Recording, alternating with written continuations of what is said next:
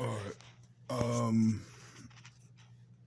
I know it's healthier to lay on your right side and everything. I got a whatever injury. Yeah. So I wanted to talk about this whole Bhagavad Gita revelations thing, and so like there's this huge westernization thing that you're supposed to not call Hindus. Well, Hindus are a people. Hinduism is not a religion. So that's the big thing. And I just wanted to quickly sort of secularize any conversation by just saying like brain size does matter. You could technically say that Homo sapiens, the original Homo sapiens, were the Asians because they have the biggest brains by size. It's just a fact.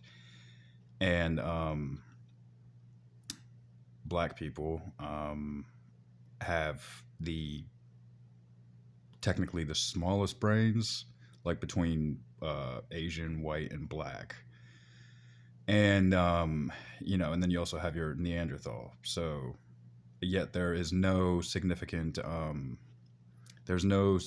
evidence that there was ever any uh, diversification between the Neanderthal and the Homo sapien to create the Homo sapiens sapiens because diversification is a last resort before extinction. So um, it's like a propositional technicality. Like you can't really say they were going to go extinct if the Homo sapiens were going to go extinct. The Homo sapiens sapiens were going to go extinct if there was diversification between the two originals. So they can't say that as a fact that there was, and so that's sort of a trick, and that's important to understand. And it's also important to understand the, I guess, resolve of the evolutionary theory or the uh, secular biological theory, um, where there's diversity all over the planet in terms of that's 100,000 years, or that's 70,000 years, give or take. So that was a conversation about Marxism and things like that, or why communism is so alive in Eastern uh, government and everything. So so you skip out on all that, and then you say uh, Hinduism was brought during the expedition age. So I don't know, 1600s, like Anglo Saxons, basically, uh, talking about uh, trading teas and rice and things like that. This is in India, like the Himalayas and all this stuff. Um, so there was a big trade going on, and that kind of brings about what is now known as Hinduism, essentially, like you know, and then we have the printing press and things like that. But the so the so it's just an obvious westernizational flaw that you call uh, the Hindi people or the Hindus their religion Hinduism, because it's not even really their religion. And then so that's the issue with like a sort of tribal religion, whereas in Africa there is it's just so much more vast. You could say that tribes were more spread out along the plains. Therefore, like they could have similar ways to talk to say God, but so similar ways like in a flatland plain where everybody's hunting, and then like in India, uh, the idea is that there is more mountains and like the Himalayas and all that stuff in Nepal or whatever. And so people are spread out more. So there's a lot of different varieties and all of this. But then apparent like the story goes, when the Anglo-Saxons got there, that's when things were more converted. And like just important, like an important issue also is that time where there was Muhammad and like 700 years of peace and Timbuktu at the end of those 700 years, where Africa had essentially the most resources before the Anglo-Saxons, like you could say, came back or whatnot. And there was also atheism. Essentially, there was the highest order of atheism in Islam during that time. So anyway, that was a really long sort of precept to what I was trying to say, in that just like, I don't think the Bhagavad Gita is, well, it's not their religion, but I don't so if you really like talk to them and maybe, I don't know, try to learn Hindi or something like that, that's what it seems like. I mean it's just obvious that the Bhagavad Gita is a story of war. I think it's the most well-known book, and that's the only book I know a little bit. I mean, I know that it's all about war, and it's about Krishna, and so the god of war, essentially, like Ares or something. And then you have like two brothers having to face off in battle, and one brother is actually talking to Krishna just the whole time. So the whole book is essentially about Krishna preparing the one brother to kill his other brother, and to sort of take the crown. And yeah, so I mean, that's how I understand it. And there's complete destruction of the other side's brother, and he sort of takes the crown. Now, there, like in the Bible, there's a lot of lineage, and there's the talk with Satan, and the God is supposed to be some peacekeeper until the very end, where there's revelations, and then that's when the entire war breaks out. And he comes back to save the chosen people, which are the Jews, because the Jews were the only people that sanctified his crucifixion and everything. And that can tie into the Semitism argument. And then the Torah is the first 4 books of the Bible, from what I know, or the Cipher, I guess. I mean, I don't know if I'm saying that all correctly. It's like not 100% accurate, but it's close enough. So, and, I mean, in this Bible stuff, you could say was not necessarily written, like a lot of it seems to be written backwards almost. I don't know about the Abrahamic. I mean, obviously, I know what the Abrahamic religion is, but the fact that you do have like King Solomon and things like this, sort of like these quote scriptures that seem to be like they could have been taking place during that 700-year peacetime in the Middle East. And so I have a huge problem with that, because there's just like, those are all the wisdomatic parts, and then there's like the final battle in Revelations. So you could say that the Bhagavad Gita is a lot like the Art of War, like sort of the fundamental trying to manipulate like enemy tactics and things like that, and strategizing, and understanding like this sort of aspect, or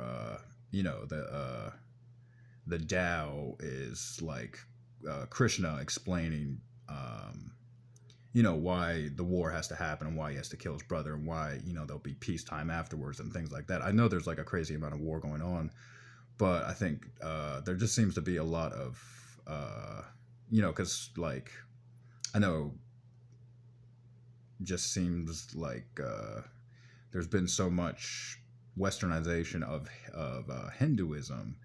Like if you see the tattoo, like the it has like five symbols in it, and it's like the um I don't know, it means like, infinity. It's like the Om, and the three, I can't remember what it was called, but you'd see a tattoo of them or something, and you'd say, "Oh, you got that," and be like, into Hinduism?" And so it's always like that, and so it's fairly racial to say, like, are you do you study um the people, like, do you study the Hindi people? I mean, it's just kind of like absurd. So, um, yeah, I mean, that brings me back to the whole brain configuration thing, and how, like, just because you have the biggest brain doesn't mean you might be the most efficient, but you might not be the most powerful. Like, essentially, the idea is that the East never had great power, where Africa had great power during the 700 years, and then after that, that's when the medium sized brain, the Anglo Saxons or the Europeans, that's when they were starting to become in power. So um, the the idea is that, like, essentially all, like, so we're kind of at like the last straw. Um, so yeah, the needle in the haystack has just caught on fire, and it's just been burning and burning and burning, and it's getting lower and lower and lower, and then you're just, there's just going to be a needle at the end. So yeah, um, I've never read the Quran. I've just understood parts of it, but I mean, it does seem like, I guess, a more peaceful book, just a more, I guess, sexualized book in a good way, where there might be certain standards. If, like, there was like the Al Mahari Baba in like 900s, that you should be able to look up his name, Al Mahari Baba. In the 1900s, he was like a famous atheist, vegan, uh, quote, Muslim. So it's like you call the Muslim people Muslim. I mean, you don't really call them Middle Eastern, but then they have the religion of Islam. But then you have the Hindi people, and the Hindi people are excuse me, the Hindi people are geez, excuse me, yeah, like, you have the Hindi people, but they have the religion of Hinduism, so it's not that big of a flaw. But then you have the Westerners, who are just Christians, but they mostly seem to be called Westerners. And there's also like an influx of Christianity towards the East, and then when you really get Far East, or the Asian countries, it's just it seems very like simplified, or like the complexity has been simplified to a degree where they're just they just have an efficient economy, or like they have an efficient way to operate their system. Like, it seems like it works well. Maybe not to my standards, but it's just a fact. So it's saying that could have something to do with a bigger brain, or like dolphins have bigger brains. Dolphins have the biggest brains on the planet, and humans have the second biggest brain, I want to say. So just because dolphins have bigger brains, that just means they have more of an operating system, but it doesn't mean intelligence or smarter or anything like that. That mostly has to do with opportunity, and what type of resources or financial advantages you have in life. So, and then obviously, like, your life has to go well too. Um, but yeah, the idea is that like, in like an economically thriving economy like Asia's, you don't play, they don't play a lot of sports or something, or they have like self defense, and then like you have um, Africa might just be more focused on communing and things like that. So yeah, it's a good conversation, but it's just unfortunate that like there is that westernization thing around the 1600s, and um, so I don't really think that I mean, the Bible has a lot of vicious violence in it too. Maybe not as much as Hinduism, since, well, I wouldn't even say that, because it just seems like Hinduism is the whole. It seems like it's just leading up to the whole battle, and it seems like the Bible's a lot bigger, and it has like some serious books like Joshua,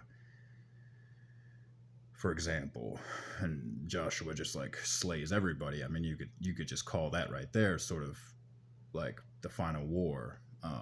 And then it's never Krishna who seems to be fighting. Krishna is just preparing the brother for war. So anyway, yeah, I think that's all I got. Yeah, yeah, it is interesting, but yeah, I mean, there's no, you know, Krishna is in the flesh, and Jesus returns as essentially the Antichrist, or like the Lucifer or the Satan or the devil or something, and all of the unbelievers are marked 666, and they're slayed like by the dragon, the seven-headed dragon, and then yeah, and then like the Jews are sent up to heaven. But what's interesting too, what I was gonna say, oh, it just escaped me. Damn it, that's been happening. Yeah, I can't even remember. I mean, it was an important point though. I think it was about Revelations. I don't know if it was about Revelations or what anymore. But yeah. All right. Sorry about that. All right.